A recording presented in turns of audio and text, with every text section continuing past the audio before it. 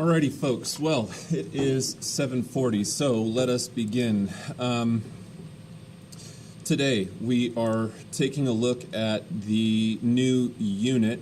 You guys took a test on Thursday on the Industrial Revolution, and today we're going to take a look at the new unit, which is the Age of Isms, as it's sometimes called. And the reason that it's called the Age of Isms is because there's a lot of words that end in ISM for this unit. And I've put up a thing on Canvas for you. I'm going to switch to my desktop so I can show you where this is. If you go into Canvas and you go to, let me widen this out so I can see what I'm doing here. If you go to Courses, AP Euro, and then you click on Files here, you're going to see this PDF here that says European Isms, and you can click on that. This is a giant document, and I don't necessarily expect you to read the whole thing per se, but basically this is every word in the class that ends in the word with the suffix ism. So it starts off actually with old ones that we've already learned about: humanism, Christian humanism, Calvinism, Anglicanism, Lutheranism, Anabaptism, Catholicism, Protestantism, Arminianism, and it goes all the way down to where we get to our current unit, which is, we've already talked about classical liberalism, all right?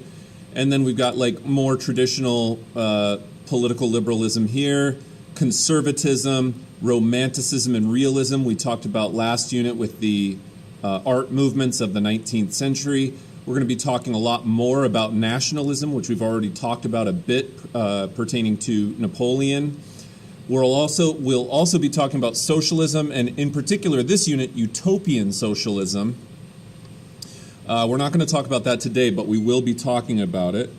And then communism, totalitarianism, fascism, capitalism, Marxism, and then there's other kinds of Marxism. Revisionist Marxism happens at the end of the 19th century. Dialectical materialism is not something that a lot of folks would know about in AP Euro, but it has something to do with Marxism. Anarchism, nihilism, Darwinism, Impressionism, and so on and so forth. So there's a whole bunch of isms here, okay, that some of which are part of this unit, others of which are part of different units. But suffice it to say, this could be a document that's helpful for you in terms of a glossary of being able to very quickly reference the significance or definitions of these terms. All right, so let's go ahead and pick it up here. Now, you know, each of these units that we cover in this class kind of pertain to different aspects of history, right? Sometimes we'll be looking a little bit more closely at economic history. That's kind of what the last unit was. That was Industrial Revolution. We're talking a lot about economics there, but also some social history, right? Because we're talking about people moving around and migrating and some of the social effects of the Industrial Revolution and stuff like that. As we get into this unit, we're kind of changing to a different Persia category. We're going to be talking about more or less the same time frame as the Industrial Revolution. We're still in the 19th century, the early 1800s, but now we're going back and we're looking at it from a new historical perspective. We're going to be looking at it this time from the perspective of politics, and which we didn't talk much about last unit, you know, aside from maybe some of the reforms that were made as a product of industrialization, about, like, let's say, ending child labor in coal mines or stuff like that. But this is looking more broadly at the political scheme of things going on in Europe at this time.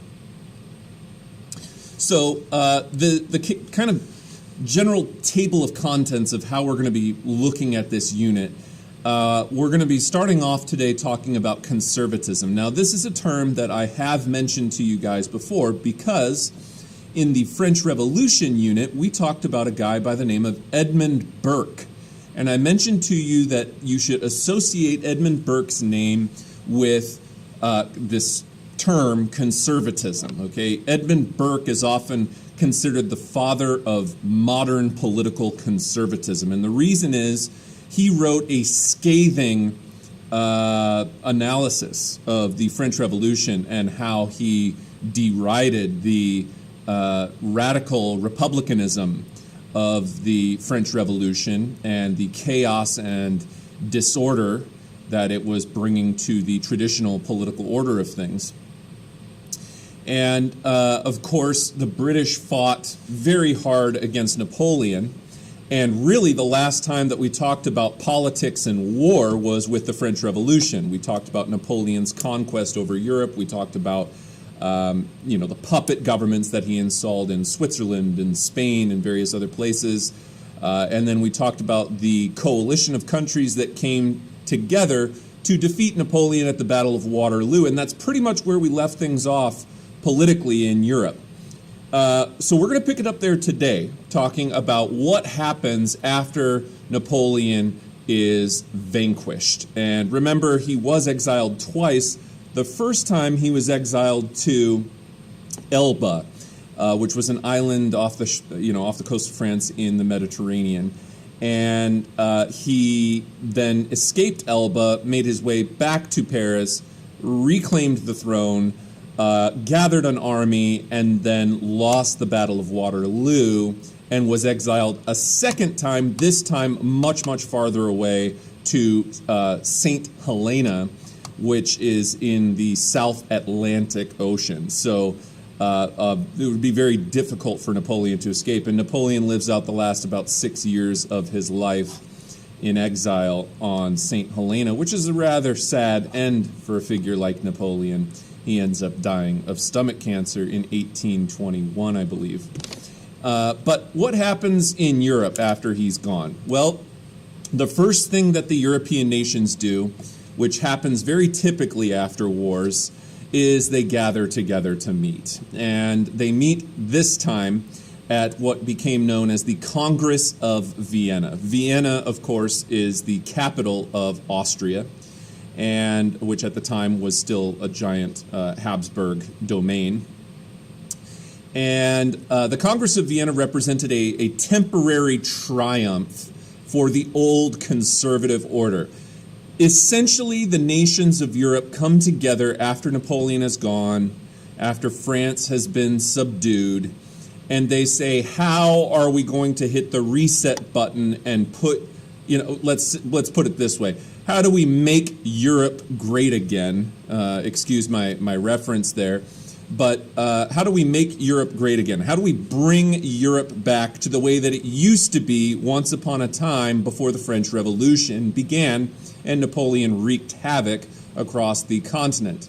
Well, former rulers, first of all, are restored to power. So conservatives at the Congress of Vienna want to restore these old dynasties. The Bourbon dynasty is the dynasty they want to put back in France. Remember, the Bourbon dynasty had been in power since Henry IV, the first Bourbon monarch. After, we talked about Henry the Good King, who was the Huguenot, then he was a Catholic, then he was a Huguenot again, then he was a Catholic again, and then he gets killed in traffic. You might remember that story.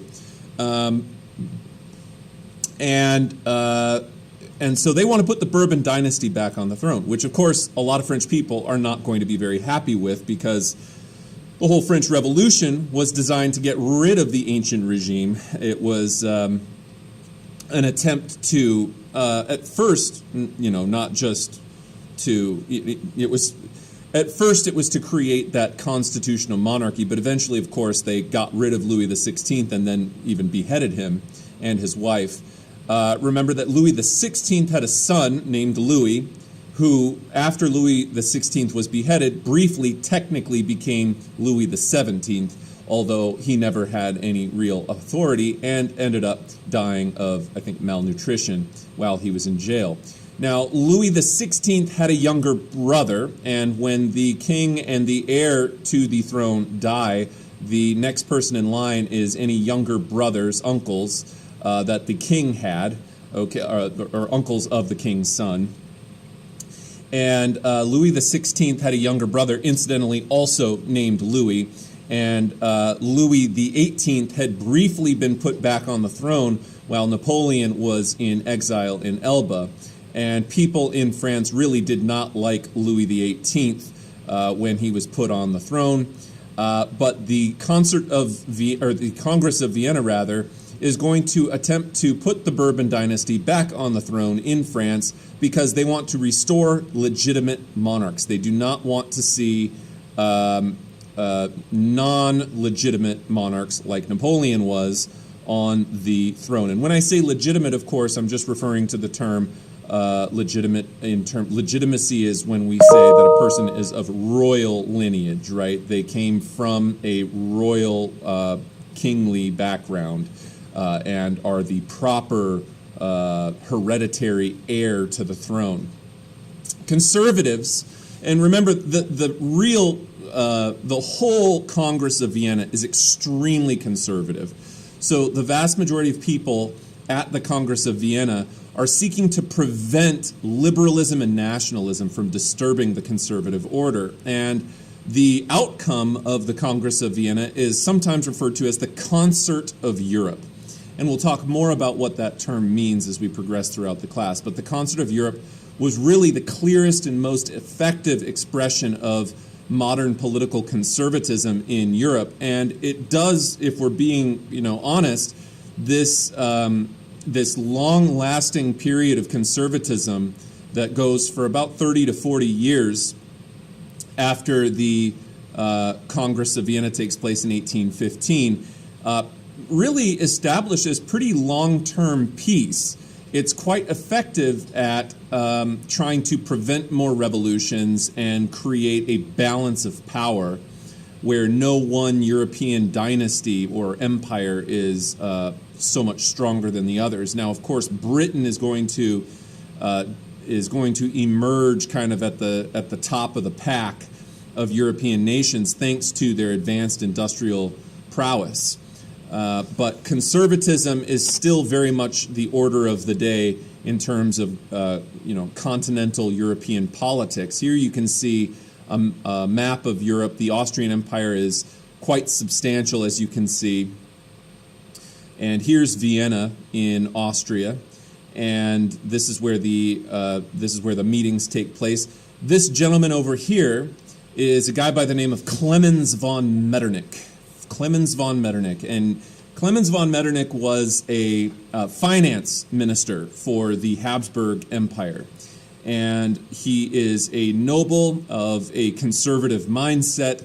And once again, he's going to be one of these, because he's essentially the leader of the Congress of Vienna, he's going to have a significant amount of sway in terms of the kinds of policies that the European nations agree upon while they are meeting at the Congress of Vienna after Napoleon has been exiled.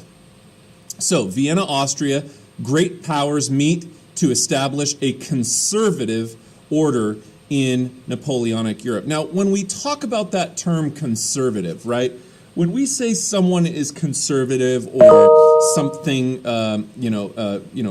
represents conservatism or something like that, what we're trying to do is to prevent change, okay? We're trying to restore the status quo. The status quo meaning keep things the same, keep things going, or even sometimes bring things back to the way that they used to be, turn back the clock, make things more stable, all right? And so, the main word that I would say to associate with conservatism is tradition, okay? Tradition. They don't want to see a bunch of radical changes to European society. There's a lot of ambivalence, uncertainty, fear, anxiety associated with liberalism and revolutionary idealism at this time, because what had liberalism done but caused upheaval? Revolutions in France, the rise of Napoleon, and so on and so forth. These kinds of things were frightening to conservatives in the upper echelons of political society across the rest of the European continent, despite the fact that many French people did not want to see their revolutionary gains erased. They don't want to go back to being an absolutist nation. They don't want to go back to having an absolute monarch in the Bourbon dynasty on the throne. So, one of the main priorities of the European powers that meet at the Congress of Vienna is to restore this balance of power. They don't want any one nation dominating the others. And one way that they go about doing this is by creating something known as the Quadruple Alliance. This was going to be the three of them more conservative than the others. Remember that Britain is kind of unique. On a domestic level, meaning at home in Britain, okay, Britain is actually rather embracing a lot of liberalism. That they have this bourgeois-led parliament. The House of Commons becomes much more representative of the business interests, and we see entrepreneurialism and other things like that taking place at home in Britain as the Industrial Revolution takes place. But on an international level, in terms of their foreign policy, Britain doesn't want to see a bunch of nations turn to radical liberalism and have a bunch of chaos and revolutions happening across the European continent. Britain, on a global level, would like to keep things on an even keel, keep things status quo. And so it might seem unusual that a rather, liberal economic nation like Britain would be so politically conservative, but when you think about why they want to restore that balance of power, it has a lot to do with the fact that Britain wanted to maintain peace so that they didn't have to fight wars and they could focus on their expanding industrial economy and use that to their advantage for trade, because anytime that continental wars are breaking out, it inhibits trade because of blockades and other things like that. And they don't want that happening anymore. They want to be able to continue to trade and make money on their trade. And peace is the best way of obtaining that goal.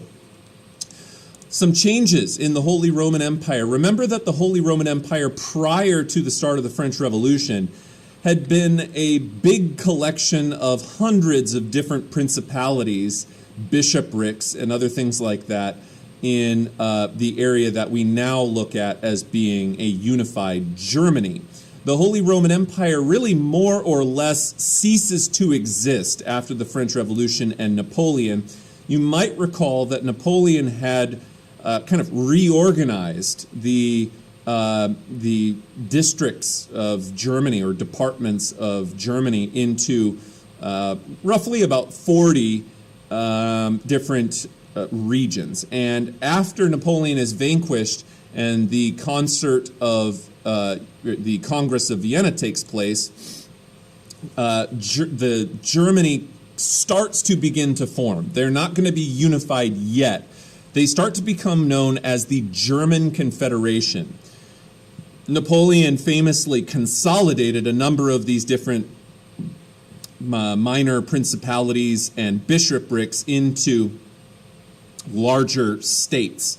And the German Confederation is made up of, I believe, it's about 40, it might be about 39 or 38 different states, but they are not unified yet. They refer to themselves as the German Confederation because you might remember, very shortly after Napoleon is vanquished, when we talked about in the last unit, the Zollverein. The Zollverein was a trade union that benefited each of these individual German states by working together. What is a confederation? When we think about a confederacy, A federal system is the one that we have in the United States. The United States is a unified nation of 50 different states. Okay, so each state in the United States is subservient to the federal government, which has the ultimate say on national policy. Okay, a confederacy, okay, is kind of the opposite of a federal government. If it was the Confederate States of America, which in the South it was during the Civil War, what the Confederate States had tried to establish during the Civil War when they broke away from the federal government was a different nation where the states individually were sovereign and would then sometimes work together for the benefit of all states. That is different because each state in a confederacy is technically sovereign, all right? That means that individual states could ally with other states or wage war on others or ally with other foreign powers against other states and things like that. But essentially, it leaves the individual states within this confederacy more powerful than the overall national government is. The national government in a confederation is deliberately kept weak so that each individual state can operate more or less on its own terms. So here, and sometimes, by the way, you'll see it referred to as the Deutsche Bund or the German Bund. Okay, this is Europe after the Congress of Vienna. As you can see, the lines are somewhat redrawn here, and this is obviously written in German, so it's kind of difficult to read. But if you know your map, you can tell this is France, this is Spain, this is Portugal, this is England. Okay, here's Russia. Here is Austria, Österreich, okay, and then Deutsche, German, and then Prussia up over here, East Prussia, all right? France, after Napoleon is vanquished, France, you might remember, Napoleon had acquired a number of territories and absorbed them into France. But France gets restored back to the boundaries that it had in 1792 during the Reign of Terror, and they want to get rid of war reparations, they want to get rid of bitterness, and they want to have a lenient peace rather than punishing France. They also create this concert system. And when we think about the concert of Europe, it is quite deliberately a reference to an orchestra.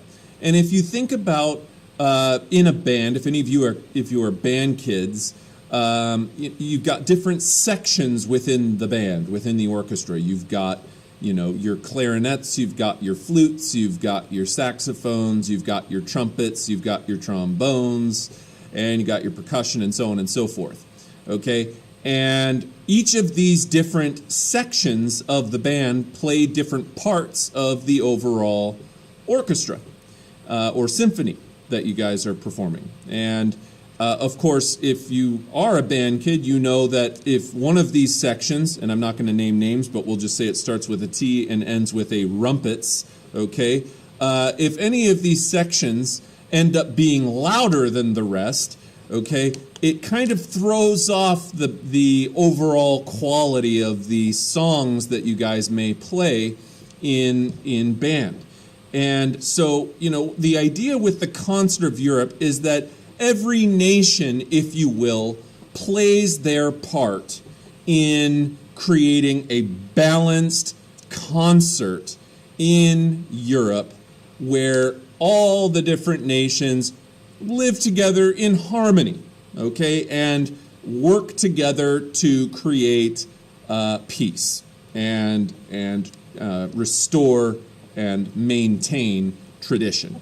All right, so the Concert of Europe, it lasted from the Congress of Vienna in 1815 all the way until the next war in Europe broke out, which is known as the Crimean War. But that's a pretty long time. If you look there, European nations, as we have learned so far through this class, are not very good at keeping the peace with one another. They're constantly going to war. And it was uncommon for long periods of time, particularly, back-to-back decades in a row, of nations not going to war with one another. It was pretty uncommon. But the concert of Europe is pretty successful, even though it is marked by this conservative order and trying to clamp down on any revolutionary sentiment, republicanism, or liberalism, right? Remember, those terms are closely tied to one another back at this time. These days, in the United States, we think of them as being opposites. Liberalism and republicanism, in our minds, in modern day United States, seemingly are not words that fit well with one another. But in this time, they very much fit with one another, because Republican government was radical, it was representative, and it was marked by the spirit of liberalism engendered by the Enlightenment, right? And they don't want to see those kinds of sentiments spread around Europe. And when I say they, I'm referring to the powers that be, right? The European dynasties, the Habsburgs, the Hohenzollerns over in Germany, and so on and so forth. The series of arrangements that they created to enforce the status quo were, number one, highly conservative in nature, and number two, essentially a crusade against liberalism and this other force that had started to come up in Europe during the days of Napoleon and the French Revolution, which is nationalism. And nationalism is one of those terms that is hard to describe as just either good or bad, all right? There's some ways in which nationalism can be a good thing, taken in small doses. Nationalism isn't necessarily bad. If you get pride out of serving your nation in the military, or maybe you have family members who are vets or currently serving, or maybe you get goosebumps when you hear the national anthem being sung before a baseball game or a hockey game or a football game or whatever, or maybe you enjoy celebrating the 4th of July by going and watching fireworks shows or whatever it is. Those are nice nationalistic sentiments. Those are perfectly normal and pleasant, right? Where nationalism starts to become problematic is when people take it to an extreme. And I guess that goes for more or less anything. But when you start to become extremely nationalistic, this can lead to problems, because ultimately radical nationalism can lead to a belief that your nation is better than all others, and that because your nation is better, it ought to go and conquer weaker nations. And this is something that we will see happen in Europe by the time that we get to the 1930s and 40s. But nationalism at this time is kind of a new idea, right? Because for a long time, Europe had been organized into kingdoms, or the ancient regime of the first, second, and third estate, where you had a king, you had high nobles, you had lesser nobles, and each of them were entitled to the land, and all of those kinds of things. Nationalism is seemingly in conflict with the old order, because when we think about nationalism, we think about people identifying themselves not as subjects of a ruler, but as citizens of a state, meaning that their loyalty rests with the nation, that is, the people of a particular place, not the people running the place, which could be a king or various nobles or you name it. Nationalism at this time is no doubt a threat to the ruling class of the old ancient regime. Because if people start thinking of themselves as loyal to the nation rather than the people in charge of the land, okay, you can see, like, it's the difference when we think about our own national identity here in the United States, okay? If you go abroad to a different place and somebody says, you know, where are you from, okay, or what's your national background, all right? People don't answer by saying, oh, I am a subject of, you know, whatever president is in power at the time.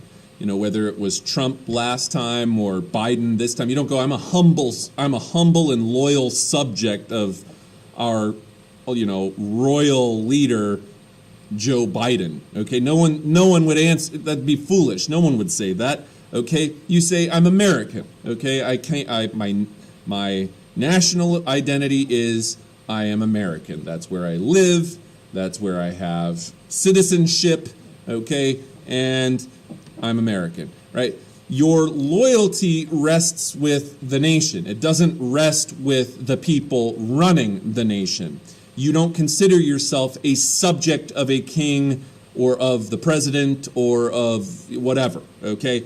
And that's very much the difference of this time, right? Because at this time, as the French Revolution progressed, increasingly people viewed themselves as loyal to the country of France, loyal to the nation of French people living in the nation state of France, okay? They are not loyal to, they don't view themselves any longer as subjects of a French king, all right? So, nationalism is one of these things, though, that can be a bit confusing in this unit. These days, if we think of somebody as being strongly nationalistic, we would more likely actually associate them with conservatism. How does that happen? Aren't you saying, Mr. Knight, in the Congress of Vienna, which was all about conservatism, they were against nationalism? Yes, because in the this is important, so I hope you're listening carefully. In the early 1800s, nationalism and liberalism are kind of bundled together, grouped together, as being kind of these terms that are not necessarily synonymous with one another, but are more closely associated with one another. Nationalism and liberalism seemed to be the things that inspired Napoleon to try to conquer Europe, all right? So why is it then that these days we more often associate the term nationalism with conservatism? Well, there's a magical year that is a very important year that we haven't gotten to yet, but we will be talking about extensively as we move through the next couple of units, known as 1848, the year of revolutions in Europe, okay? In 1848, a number of very idealistic, liberal, nationalist-inspired revolts begin to break out across Europe. And many of them, spoiler alert, many of these revolutions of 1848 fail, okay? They fail. And after that, after the revolutions of 1848, we increasingly see the idea of nationalism tied to political conservatism, because there were a number of very crafty political figures in Europe who began to realize that nationalism could be wielded like a sword to sway public sentiment to keep conservative political authorities in power. So initially, liberalism and nationalism are kind of terms that are married together when Napoleon is vanquished in 1815. But as the decades pass by, and we see these liberal nationalist-inspired revolutions in 1848 fail, people begin to realize that liberalism and nationalism actually don't work that well together, and instead nationalism is much better combined with political conservatism, and that notion has continued to persist into modern day times. When we think about people who are ultra nationalists here in the United States, we tend to associate them with a much more extreme conservative political platform rather than a liberal political platform. All right, so that kind of gives you a little bit of an explanation there. Let's talk about just kind of evaluating the Congress of Vienna here. The Congress of Vienna is successful in restoring the European balance of power. Really, it wasn't until Germany's unification in 1871 that we see a major compromise in the balance of power again. So really for nearly a half a century, basically, Europe goes without having any major catastrophic continental wars on the same scale that we saw during Napoleon's time.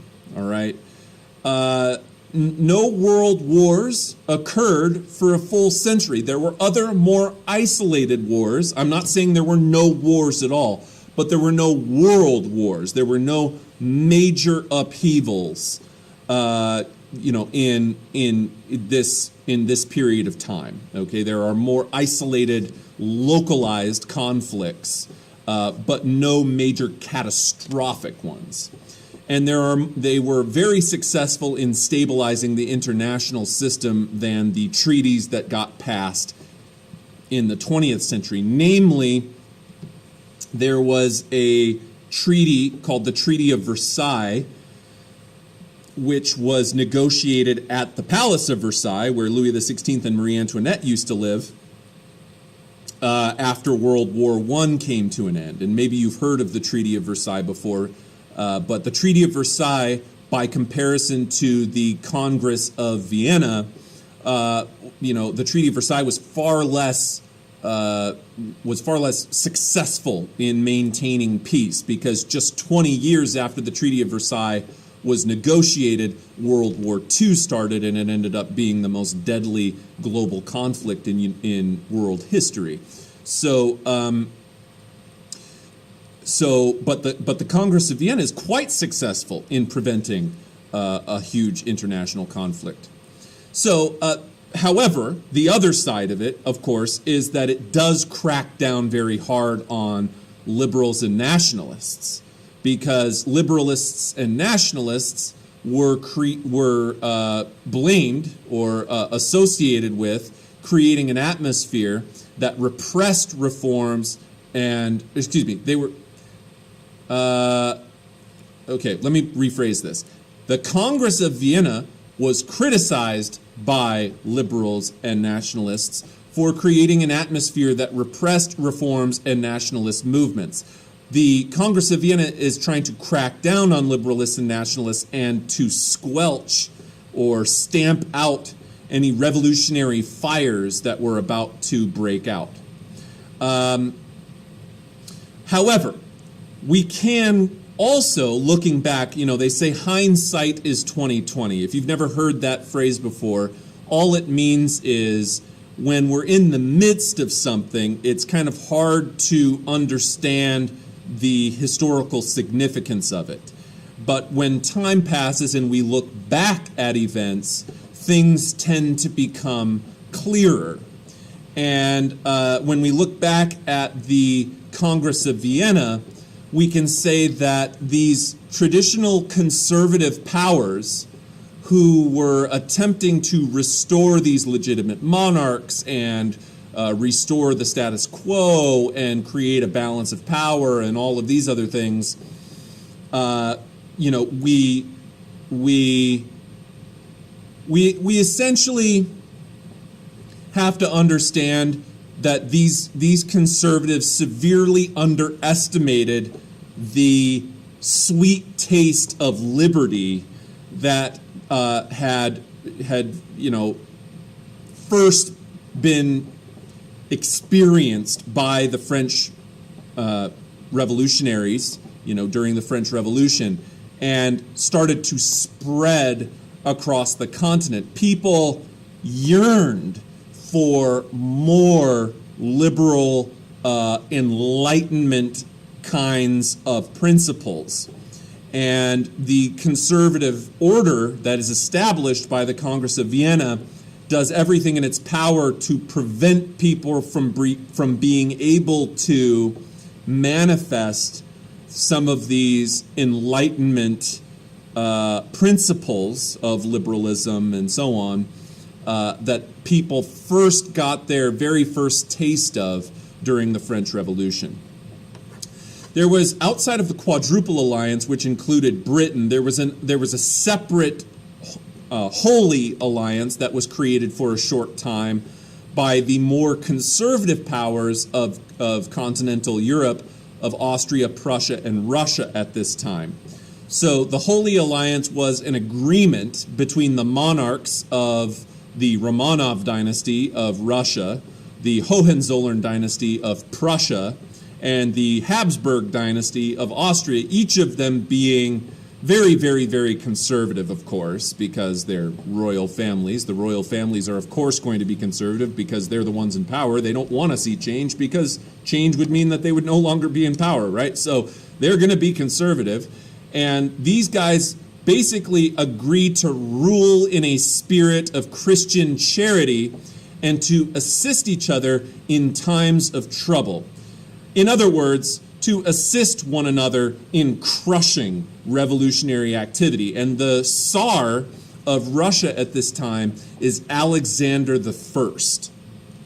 And you may remember Alexander the First. He was the one who went to war against Napoleon in 1812 and burned down Moscow before Napoleon was able to take it, and then drove Napoleon's grand army out of Russia and pretty much decimated them, along with the weather of Russia, which served as another powerful factor. All right, so 19th century isms, okay? Conservatism, liberalism, nationalism. Now, I want to remind you, and we've already talked about this, so I'm not going to go over it again right now, but you need to throw out any ideas that you have right now about present-day liberals and conservatives, okay? Again, we are not in 21st century America, okay? We're in 19th century Europe, and because the context is different, the context of the terms liberal and conservative are also going to be different, okay? These days, conservatives think about and believe in different things than conservatives did in this time. When we're talking conservatives in 19th century Europe, we're talking about ancient regime, we're talking about legitimate monarchs, we're talking about a balance of power being established, we're talking about nobles, we're talking about Christianity and the clergy retaining power, all of those ideas. Think absolutism. That's what they're really trying to promote in European conservatism at this time. Liberalism at this time is talking about Enlightenment principles. Adam Smith, capitalism, freedom, freedom of speech, freedom of religion, religious toleration, those kinds of things, all right? And then nationalism, of course, is what I mentioned earlier, the idea that people identify based on their loyalty to the nation state rather than identify as subjects of a legitimate royal figure. All right, stay tuned for talking a little more about romanticism and socialism. Those are going to be coming down the pike later. But let's focus on conservatism. Now, we already mentioned Edmund Burke, and we talked about Clemens von Metternich. So I know this is kind of hard to read. Let me highlight this. That doesn't really help. Not much I can do about that. I wonder if I make this black, will that help? Maybe that's a little better for you. Okay, proponents, Edmund Burke and Metternich, Clemens von Metternich. Those are two big names that you're going to want to associate with conservatism at this time. There's an emphasis on traditions and institutions. What do I mean by institutions? Institutions of the monarchy, institutions of the nobility, institutions of the church, namely the Catholic Church, okay? And the idea of rights, quote-unquote rights, is that people have, quote-unquote rights because of a connection with the past. That is, the only thing that is considered rights that people have are derived from past precedent, okay? Things like, for example, in England, the Magna Carta, all right? The Magna Carta had limited the power of the king to just tax nobles on a whim, and, you know, made it so that the king needed to obtain noble consent to tax the nobles, right? That would be a quote-unquote right, all right? The thing that's so funny about that, of course, is that that right would not have come around unless there was some sort of revolt. But anyway, we'll just leave that aside. But the point being that people aren't really looked at as having just any natural rights, the way that John Locke had proposed, that people have the natural right of life, liberty, and property. Instead, people only had those quote-unquote rights, which were really more privileges than they were rights, due to whatever precedent had been established in the past. Conservatives like Edmund Burke, who wrote that Reactions on the Revolution in France that we looked at during the French Revolution unit, predicted that the bloodbath of the French Revolution, institutions that had kept order in France would be completely destroyed, and this would create widespread chaos. Now, to a degree, we have to concede to Edmund Burke's conservative standpoint that he was correct. I mean, he was not wrong that the French Revolution would destroy institutions that had traditionally kept order and that it would create a giant bloodbath. All you got to do is remember that the Reign of Terror happened, right? The Reign of Terror under Maximilian Robespierre resulted in tons and tons and tons and tons of people being beheaded by way of the guillotine. Burke contrasted the French Revolution with the English Glorious Revolution.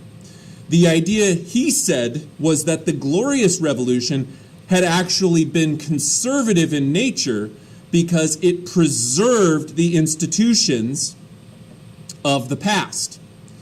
Now, that's kind of maybe an arguable point, all right?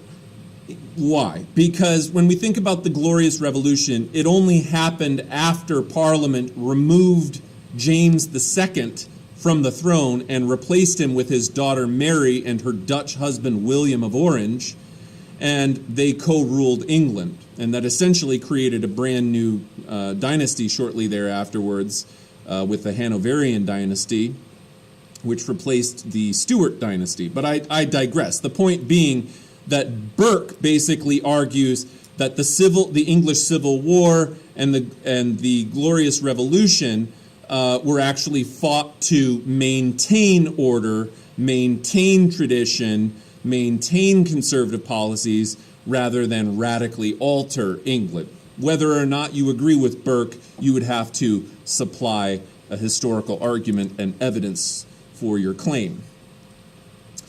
Conservatism and repression. So let's talk about conservatism. All right, conservatism, we have to understand, is really reactionary. All right, in other words, conservatism as a political philosophy, modern political conservatism, does not really come around until after liberal nationalist movements took place. Okay? liberalism and nationalism had already been underway in France and in isolated pockets across Europe, all right, prior to modern political conservatism. Conservatism is a reaction to those things, all right? So conservatism doesn't really come first, it comes second because it's reacting against changes that are occurring, all right? And that's very similar to modern day political conservatism here in the United States. Modern day political conservatism in the United States really only came around during about the 1960s with a politician by the name of Barry Goldwater, who was a Republican. And modern political conservatism being associated with religion and Christianity and other things like that was a very deliberate political manifestation by Barry Goldwater and various other conservatives in the United States. And it manifested in it was really, all of it was a reaction against the kinds of liberal changes that were happening in the 60s with the civil rights movement and so on. And by the time that we get to the late 60s and early 70s, you have this very vehemently conservative political movement that is anxious and upset about the changes in society that had been happening during the 1960s. And so throughout the 1970s, 80s, and so on, they endeavored to reverse the kinds of liberal changes that had happened during the 60s while the Democrats were in power with guys like Kennedy and Johnson. And so anyhow, and then, like, for example, Reagan, right? Reagan's conservatism was a reactionary force and was trying to kind of restore America back to how it used to be, bring America back, turn back the clock, okay? But nonetheless, in a more modern time, the Trump movement, which is still very strong in many parts of the United States, in many ways was a reaction against the Obama years, right?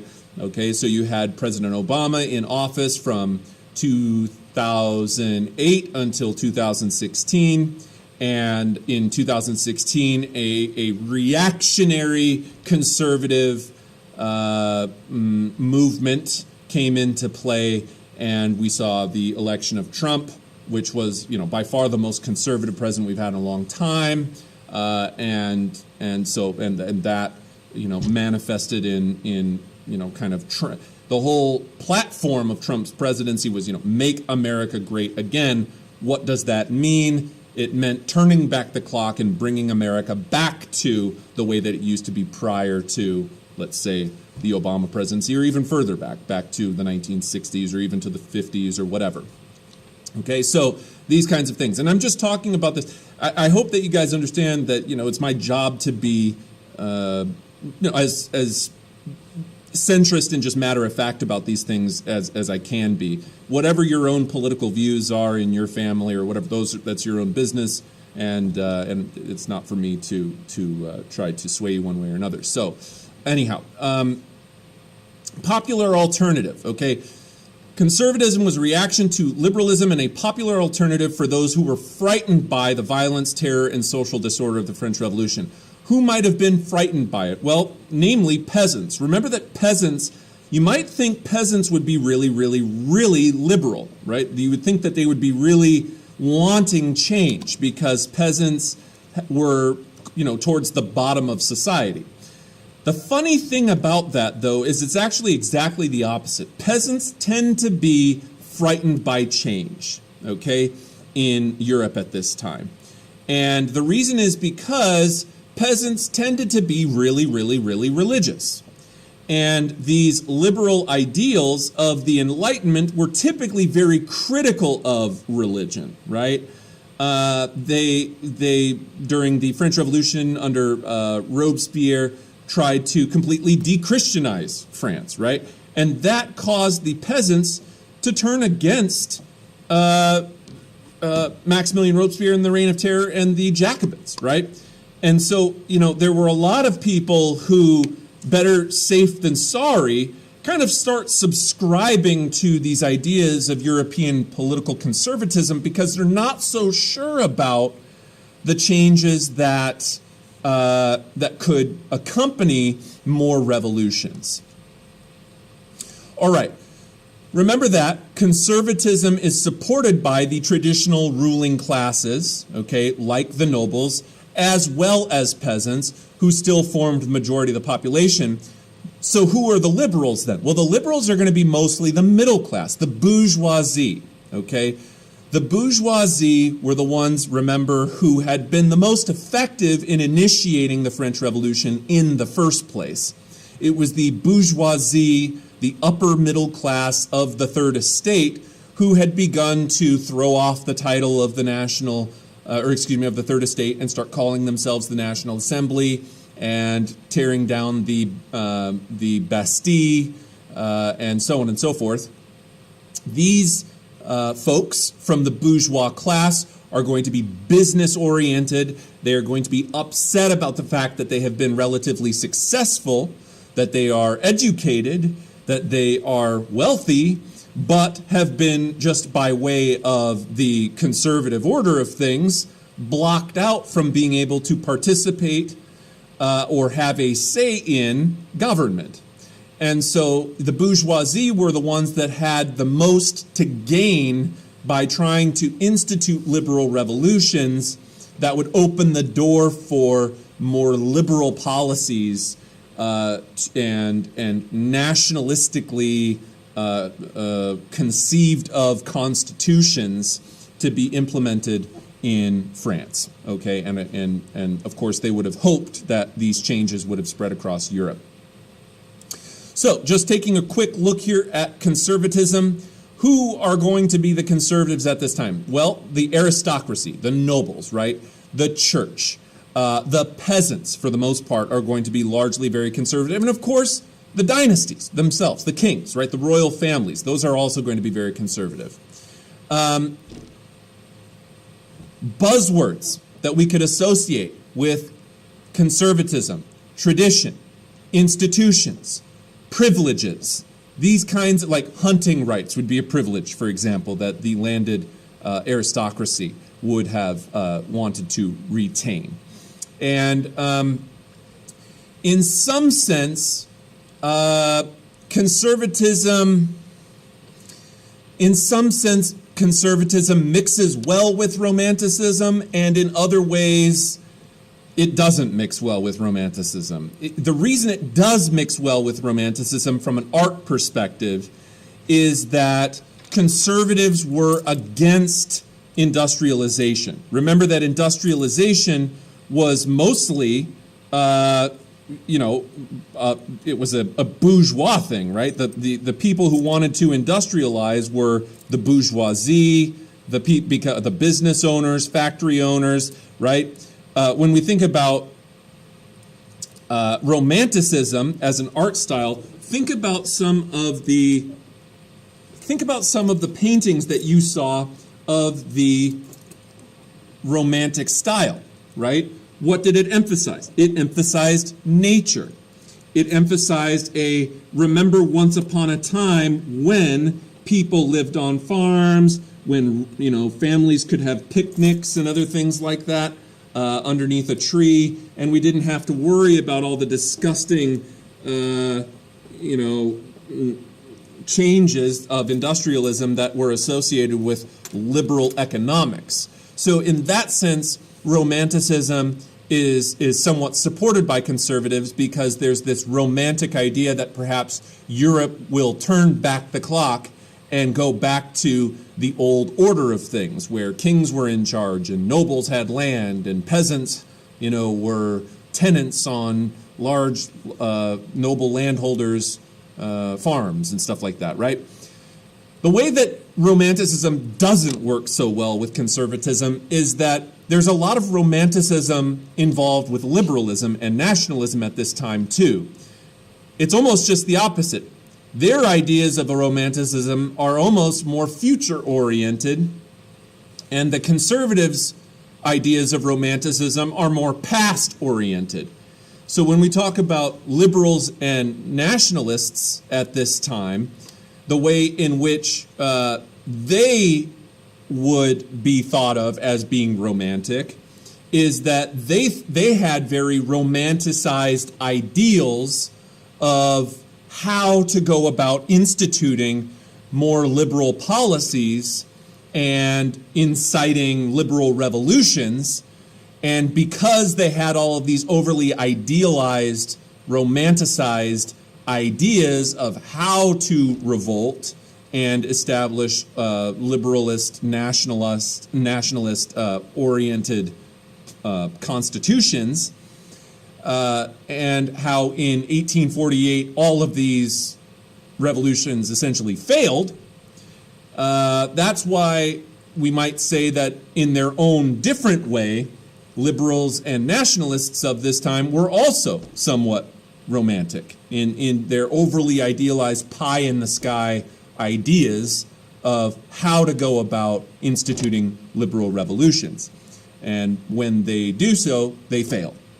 So, conservatism does not play well with, at this time, liberalism, socialism, or nationalism. The conservatives hated all three of those things. If you were a political conservative, you were against liberalism, you were against socialism, and you were against nationalism. Once again, just reminding you, the caveat there being that nationalism eventually becomes increasingly married to the term conservatism as we get past the year 1848. Major proponents, as I mentioned, Edmund Burke and Clemens von Metternich, and once again, remember Burke's document Reflections on the Revolution in France, which is the kind of the first major modern conservative document that we looked at in this class that describes the political platform of political conservatives of the 19th century. All right, so here's the deal, guys. That brings me to the end of where I wanted to get to today. We only looked at conservatism today. All right, we only looked at conservatism. I have an assignment for you. We are not done with class yet. I have just a quick thing that we're going to do right now, and I'm going to drop it into Canvas. Let me pull up Canvas right now. And I'm going to go to Euro. And I want you to go to Files. And I'm going to upload a document right now into Files. And it is this one right here. Ideas, it's called Ideas from Three Conservatives. All right, Ideas from Three Conservatives. Open that document up. And I am going to have you guys take a look here at this document. So I'll read this first part for you, and then I'm going to have you read the actual document on your own rather. But I'll read this first part for you. In the period after 1815, conservatism was the principal ideology of those who rejected the Enlightenment and the French Revolution. Conservatives valued tradition over reason, aristocratical and clerical, meaning church authority, over equality, and the community over the individual. All right? Liberals valued reason, equality, and individualism. Conservatives valued tradition, aristocratic and clerical institutional authority, and the community. Edmund Burke, a leading Anglo-Irish statesman and political thinker, was instrumental in shaping the conservative outlook. His reflections on the revolution in France attacked the violence and fundamental principles of the French Revolution. Another leading conservative was Joseph de Maistre, who fled his native Sardinia in 1792 after it was invaded by the armies of the new French Republic. De Maistre denounced the Enlightenment for spawning the French Revolution, defended the church as a civilizing agent that made individuals aware of their social obligations to the community, and affirmed tradition as a model more valuable than instant reforms embodied in what he called paper constitutions, deliberately putting the word paper there to make it seem like these constitutions are as flimsy as the paper that they are written on. The symbol of conservatism in the first half of the 19th century was embodied by Prince Clemens von Metternich of Austria. A bitter opponent of Jacobinism and Napoleon, he became the pivotal political figure at the Congress of Vienna, where European powers met to redraw the map of Europe after their victory over France and vanquishing Napoleon to St. Helena. Metternich said that the Jacobins had subverted the pillars of civilization, and that Napoleon, by harnessing the forces of the revolution through nationalism, had destroyed the traditional European state system. No peace was possible with Napoleon, who championed revolutionary doctrines and dethroned kings, got rid of legitimate monarchs, and whose rule rested not on legitimacy, but on conquest and charisma. No balance of power could endure an adventurer who obliterated states and sought European domination. So you could understand why these powerful political figures, and also many of them nobles of this time, really absolutely reviled Napoleon. So, after reading this, what I'd like you to do in the last 10 minutes of class here is to read through the rest of this document. And I am not going to make this a formal assignment that you have to submit on Canvas because I don't want to overload you.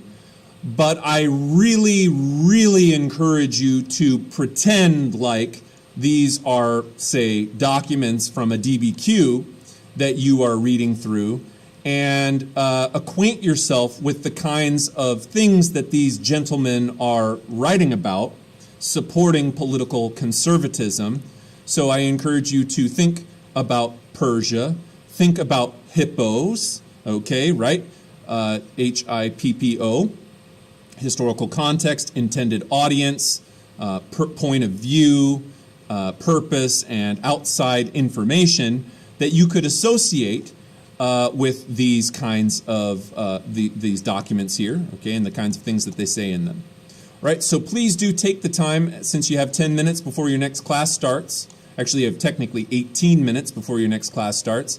And please do begin reading through this here and acquainting yourself with the ideas of Burke, Metternich, and de Maistre. All right? And that does it for me here today, folks. I want to say thanks so much for tuning in. I hope you have a happy Monday and that you had a really wonderful weekend. And we'll see you back on Wednesday. Have a great day, everybody.